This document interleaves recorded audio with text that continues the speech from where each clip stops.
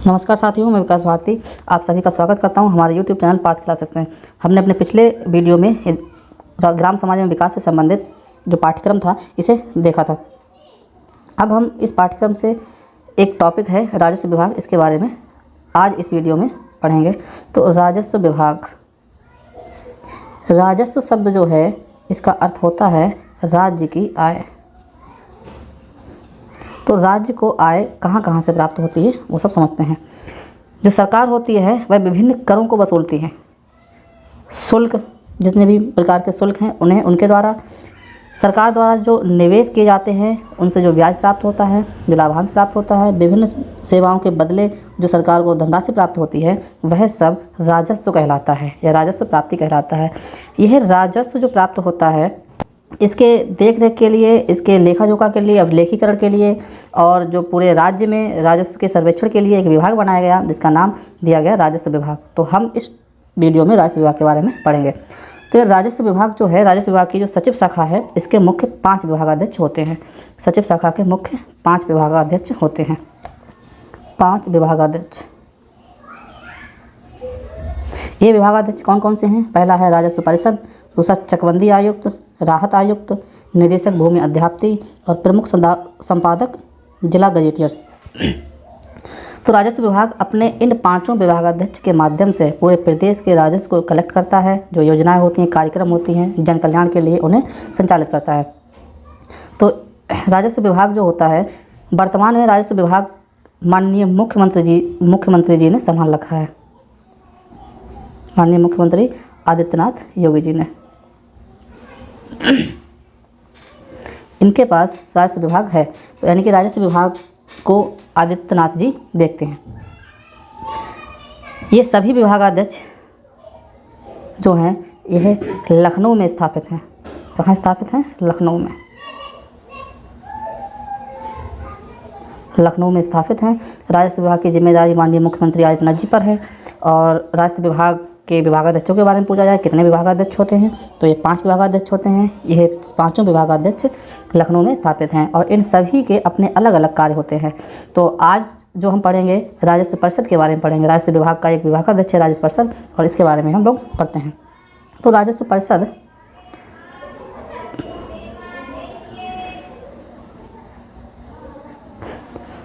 आइए नए पेज से पढ़ते हैं राजस्व परिषद के बारे में।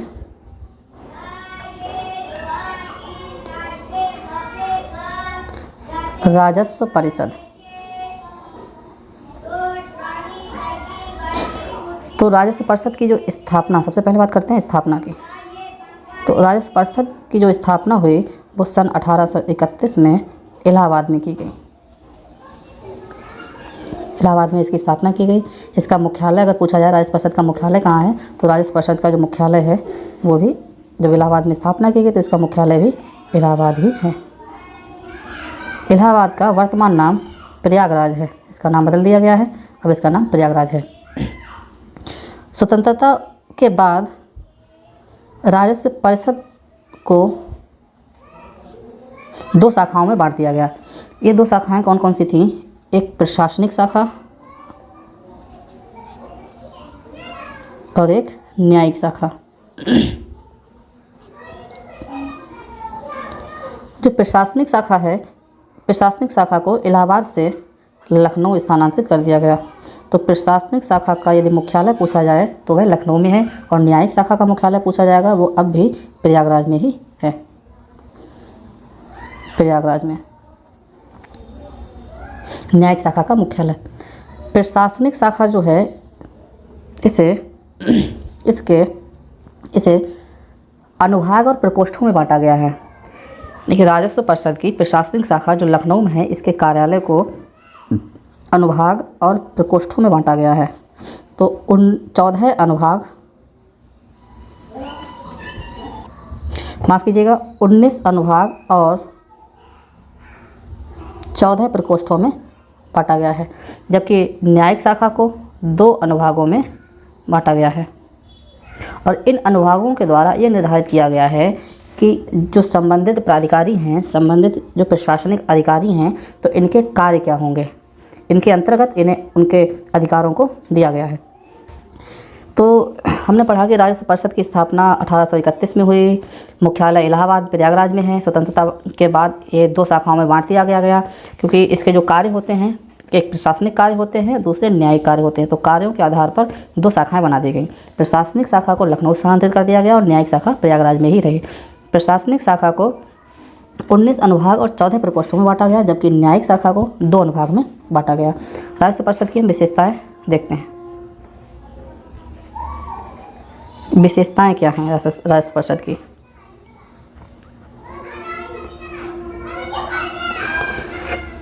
राजस्व परिषद जो है वो राजस्व विभाग का सबसे महत्वपूर्ण विभाग है। राजस्व विभाग का सबसे महत्वपूर्ण विभागाध्यक्ष या सबसे महत्वपूर्ण विभाग है।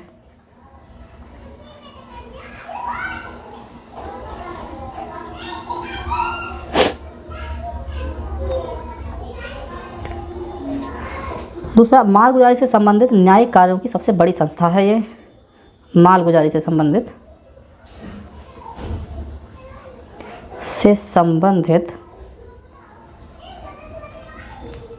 न्यायिक कार्यों की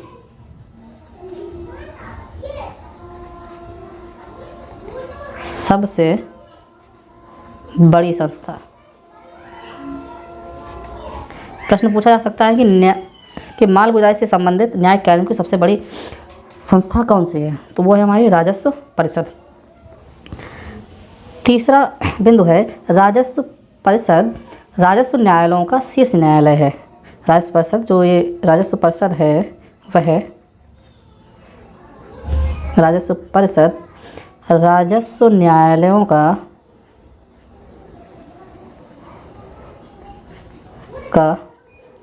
शीर्ष न्यायालय है। राजस्व न्यायालयों का ये शीर्ष न्यायालय है। शीर्ष न्यायालय से मतलब ये है कि राजस्व परिषद जो भी वाद विवाद होंगे भूमि से संबंधित, राजस्व से संबंधित, उनका निर्णय राजस्व परिषद के द्वारा जो होगा वही अंतिम होगा। राजस्व परिषद के द्वारा दिया गया निर्णय समस्त अधीनस्थ राजस्व न्यायालयों को मानना बाध्यकारी होगा। यहाँ पर ये अवश्य जान लें कि राजस्व न्यायालय, यूपी में राजस्व न्यायालयों की संख्या, यूपी में वर्तमान में राजस्व न्यायालयों की संख्या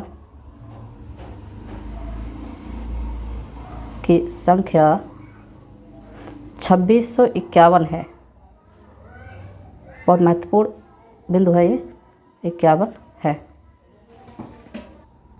अब हम इनके सदस्यों की बात कर लेते हैं कि राजस्व परिषद के जो सदस्य होते हैं उन्हें नियुक्त कौन करता है। तो राजस्व परिषद के सदस्यों को राज्य सरकार नियुक्त करती है। राज्य सरकार के द्वारा नियुक्त किए जाते हैं। राज्य परिषद के जो सदस्य हैं वो राज्य सरकार के द्वारा नियुक्त किए जाते हैं और ये सदस्य कमिश्नरों में से ही नियुक्त किए जाते हैं। हम लिख सकते हैं राज्य सरकार के द्वारा कमिश्नर में से ही नियुक्त किए जाते हैं।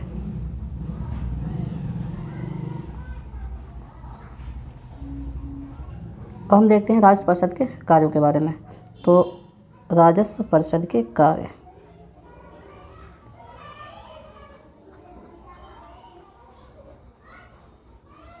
परिषद के कार्य क्या क्या होते हैं? इनके कार्यों को हम 2 भागों में बांट सकते हैं। पहला प्रशासनिक कार्य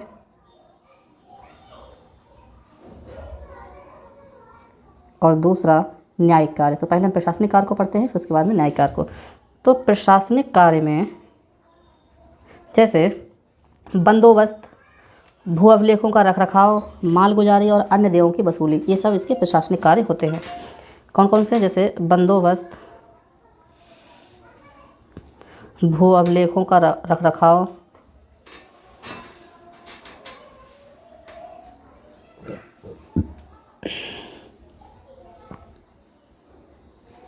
मालगुजारी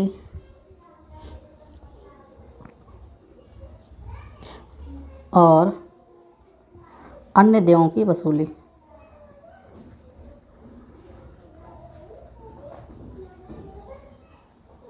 ये सभी इसके प्रशासनिक कार्य होते हैं। इसके अतिरिक्त भी कुछ कार्य होते हैं आदि। दूसरा कार्य इसका क्या है, प्रशासनिक सदस्य जो होते हैं, प्रशासनिक सदस्य जो होते हैं, यह प्रशासनिक और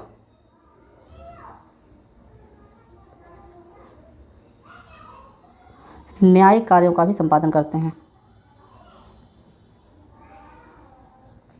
न्यायिक कार्यों का संपादन करते हैं। अब इसके न्यायिक कार्य जो हैं वो समझते हैं।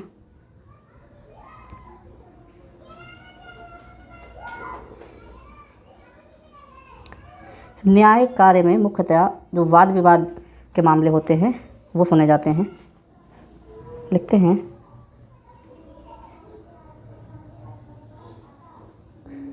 न्यायिक कार्यों में सबसे पहला कार्य है अपीलीय। अपीलीय निगरानी और पुनरावलोकन।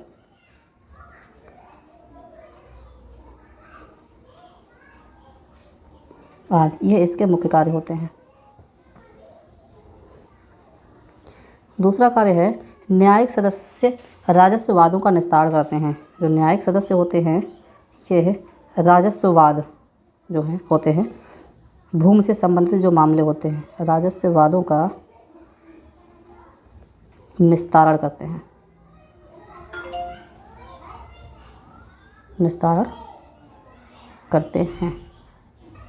और ये निस्तारण जो है, यह निस्तारण लखनऊ मुख्यालय पर होता है। लखनऊ लिखेंगे, निस्तारण लखनऊ मुख्यालय पर। ये लखनऊ मुख्यालय पर निस्तारण किया जाता है। राजस्व वादों से संबंधित जो भी निस्तारण है वह न्यायिक कार्यों के अंतर्गत आता है, राजस्व परिषद के न्यायिक कार्यों के अंतर्गत आता है। और ये लखनऊ मुख्यालय पर माननीय अध्यक्ष और प्रशासनिक सदस्यों के द्वारा, ये जो मुख्यालय पर अध्यक्ष और जो प्रशासनिक सदस्य होते हैं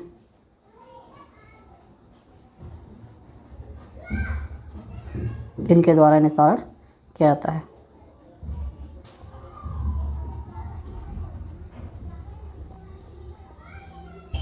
तो यहाँ पर हमने देखा कि प्रशासनिक कार्यों में क्या होता है, प्रशासनिक सदस्य जो होते हैं वह प्रशासनिक और न्यायिक कार्यों का संपादन करते हैं, जबकि न्यायिक सदस्य जो होते हैं वह राजस्व वादों का निस्तारण करते हैं। यह न्यायिक सदस्यों के द्वारा होता है। न्यायिक सदस्य ये कार्य करते हैं।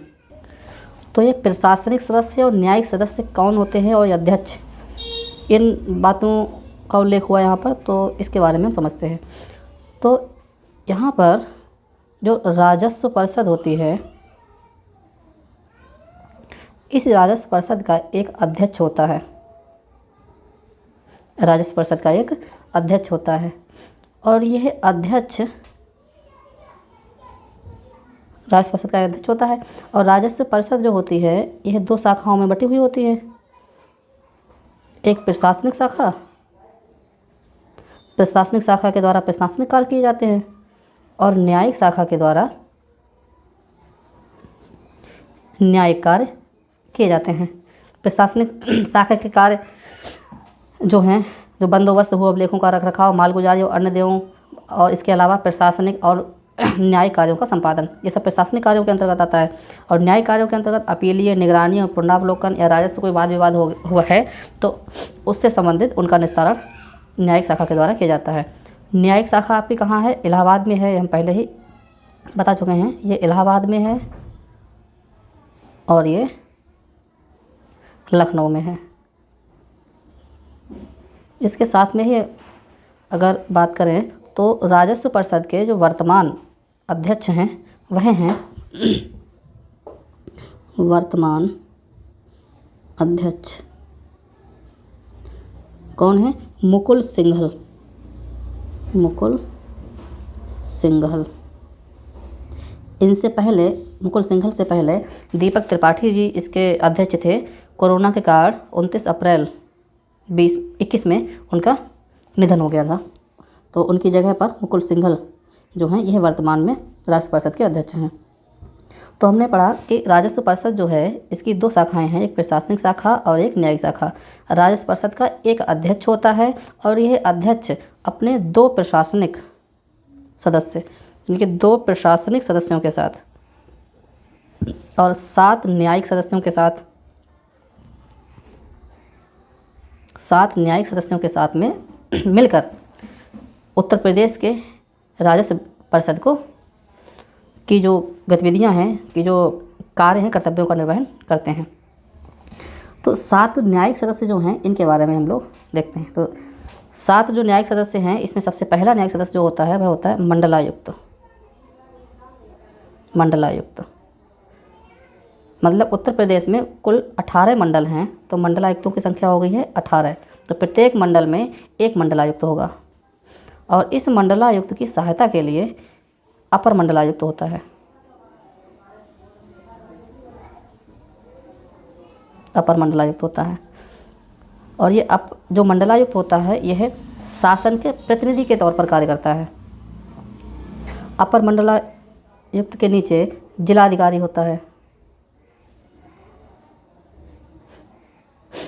जिसे हम बोलते हैं डीएम, डिस्ट्रिक्ट मजिस्ट्रेट। इसकी सहायता के लिए अपर जिलाधिकारी होता है।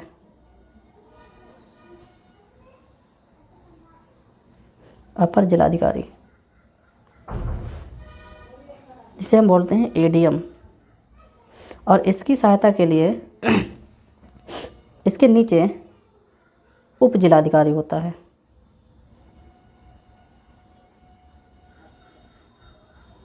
इसे बोला जाता है एसडीएम। उप जिलाधिकारी के नीचे तहसीलदार,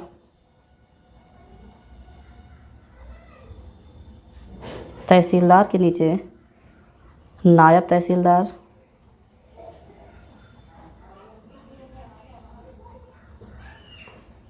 और नायब तहसीलदार के नीचे राजस्व निरीक्षक। राजस्व निरीक्षक को कानूनगो भी कहा जाता है।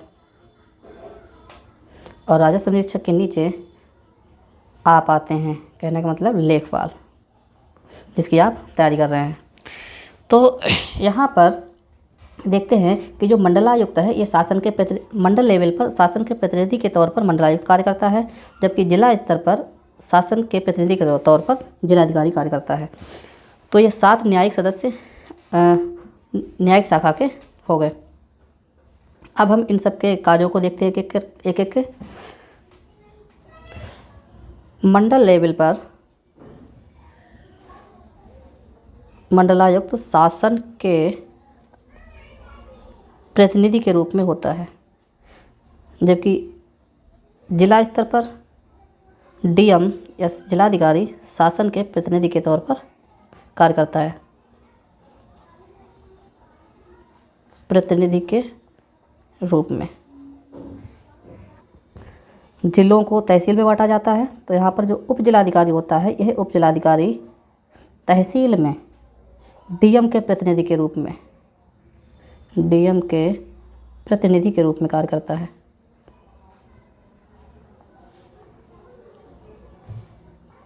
जिलाधिकारी के जो मुख्य काम होते हैं वह मुख्य कार्य वह जिले में शांति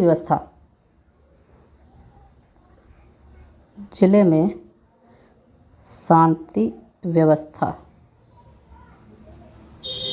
बनाए रखना और भू अभिलेखों का रखरखाव।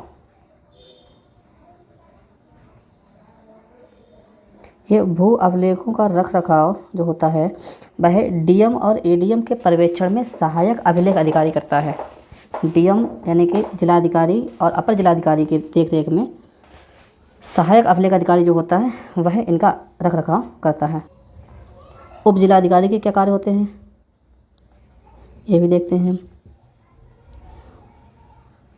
तो जो कार्य जिले में जिलाधिकारी के होते हैं, जैसे शांति व्यवस्था बनाए रखना, तो यही कार्य उप जिलाधिकारी का अपने क्षेत्र में होता है, अपने तहसील में होता है। इसके अतिरिक्त जो कार्य हैं वो कौन कौन से होते हैं? वो कोई भूमि पर हक,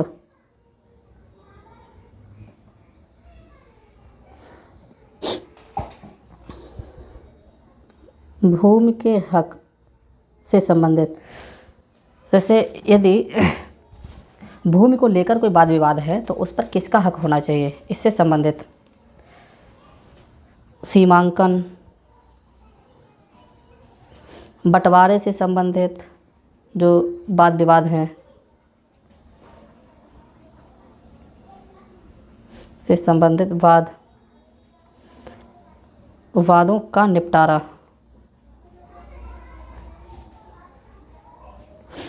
एसडीएम के द्वारा तहसील स्तर पर किया जाता है। इसके अतिरिक्त ग्राम पंचायत सदस्य, वार्ड मेंबर जो होते हैं, ग्राम पंचायत सदस्य व प्रधान की नियुक्ति से संबंधित,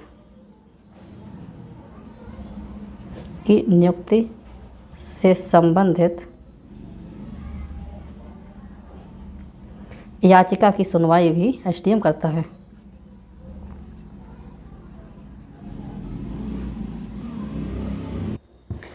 अब हम तहसीलदार के बारे में देखते हैं।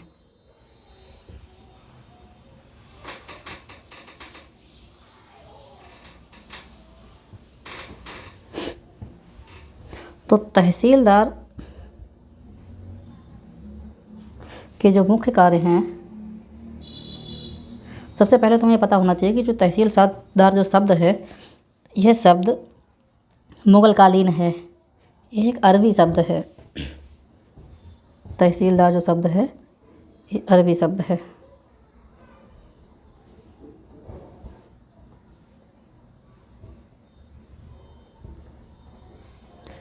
तहसीलदार अरबी शब्द है।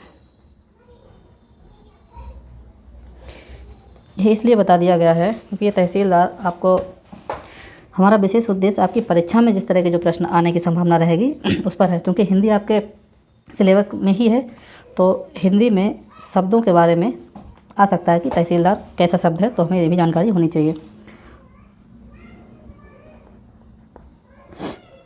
तहसीलदार का कार्य क्या होता है?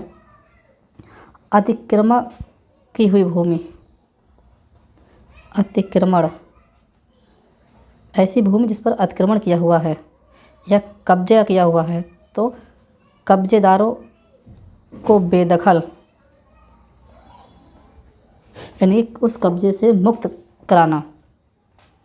भू राजस्व संबंधी और भू राजस्व संबंधी जो मुकदमे हैं, मुकदमों को देखता है।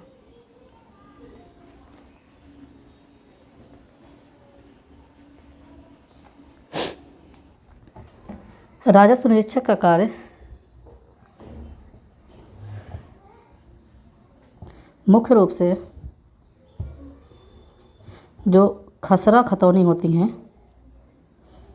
खसरा खतौनी संबंधी जो दस्तावेज होते हैं उनका निरीक्षण करना होता है।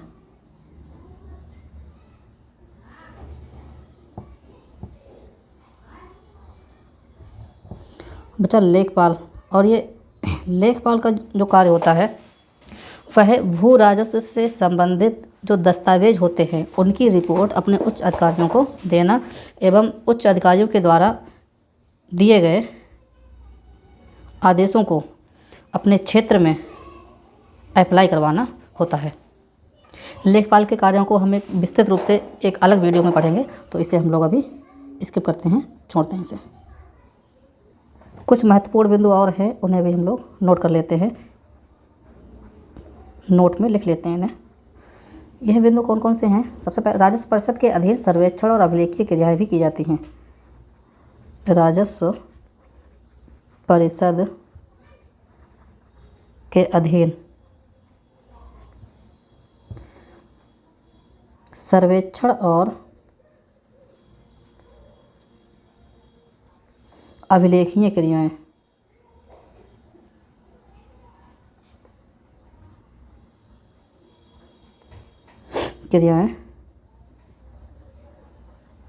भी की जाती हैं।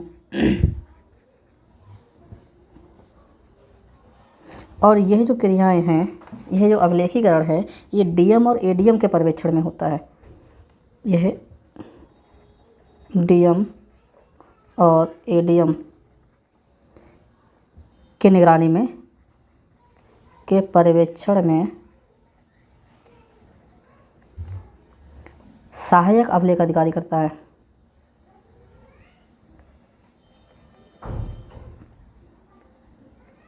सहायक अभिलेख अधिकारी करता है।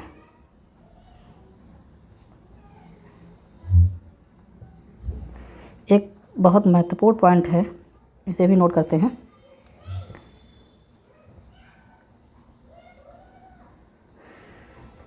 राजा टोडरमल भूलेख प्रशिक्षण एवं सर्वेक्षण संस्थान कहाँ स्थित है?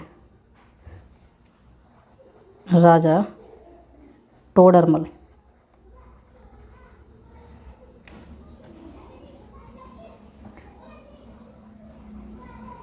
भूलेख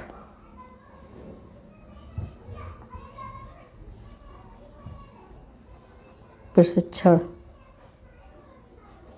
एवं सर्वेक्षण संस्थान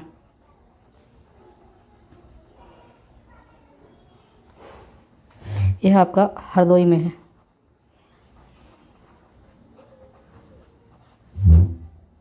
तो आइए इसे एक बार हम रिवीजन कर लेते हैं, एक बार दोबारा से देख लेते हैं। तो हमने सबसे पहले बताया कि राजस्व विभाग क्या होता है। राजस्व का अर्थ होता है राज्य की आय, और राज्य को आय कैसे कैसे प्राप्त होती है? विभिन्न करों के माध्यम से, जो राज्य सरकार के द्वारा निवेश किया जाता है उस पर जो ब्याज प्राप्त होता है, जो लाभांश प्राप्त होता है उसके माध्यम से, और विभिन्न सेवाएं जो दी जाती हैं उसके बदले जो उससे धनराशि प्राप्त होती है, उससे राज्य को आय होती है। इस राज्य को जो यह आय प्राप्त हुई, इस आय के लेखा जोखा के लिए एक विभाग का गठन किया गया, और इस विभाग को राजस्व विभाग बोला जाता है। और राजस्व विभाग जो है वह राजस्व विभाग इस समय वर्तमान में मुख्यमंत्री श्री आदित्य योगीनाथ जी के पास है।